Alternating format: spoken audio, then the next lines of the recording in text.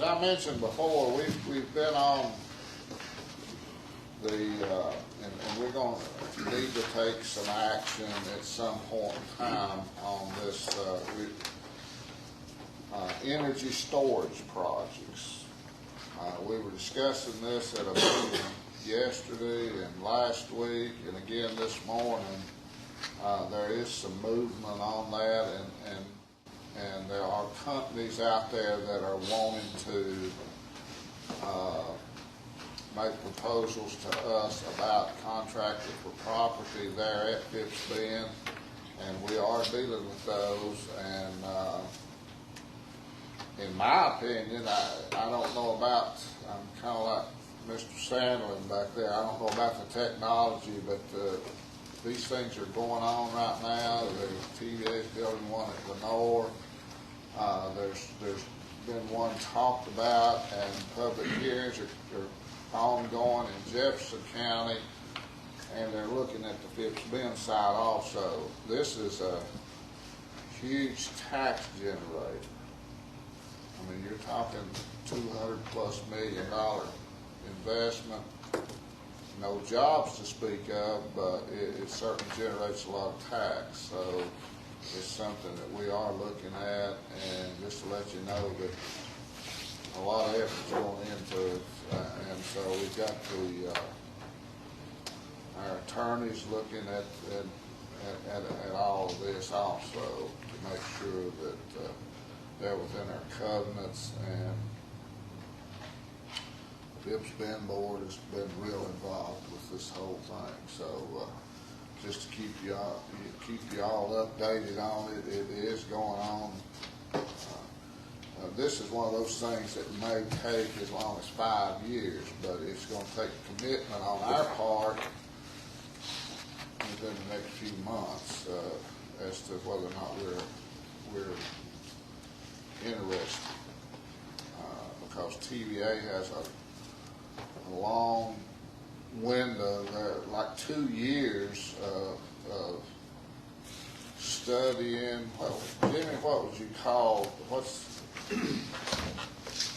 They, I think back in 2022, they put out a request for proposal, RFP, for 5,000 megawatts of non-carbon renewable energy power. So TVA is making an effort by, I think, 2050 to get all the carbon out of the power system. Of course, they're putting in gas today, which is it's carbon. They're in the process of shutting the remaining coal plants down. So about all renewable can be in our area is solar and batteries. There's really no wind to speak of. You can put wind turbines up all day and they're not going to turn. So as I was mentioning to Larry, I'd wait and see how this TVA project does. I think the technology in general is very expensive, but they're able to charge up these batteries in the middle of the night when they've got kind of surplus power, and then they'll discharge them during peak times the next day or whenever the peak occurs. Typically in the summer that's 4 to 6 p.m. In the winter it's usually 7 to 8 a.m.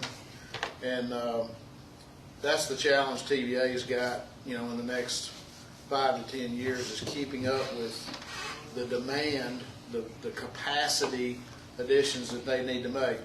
One of the projects they're working on here, TVA's approved that one, but there's also about 4,500 megawatts of industrial projects that are on the, basically on the table that TVA's considering. Well, that's 4 nuclear units they'd have to build to serve those, and they're not going to build that. So, there is and then you couple that with the growth of the TVA region. People are moving here from all over. It's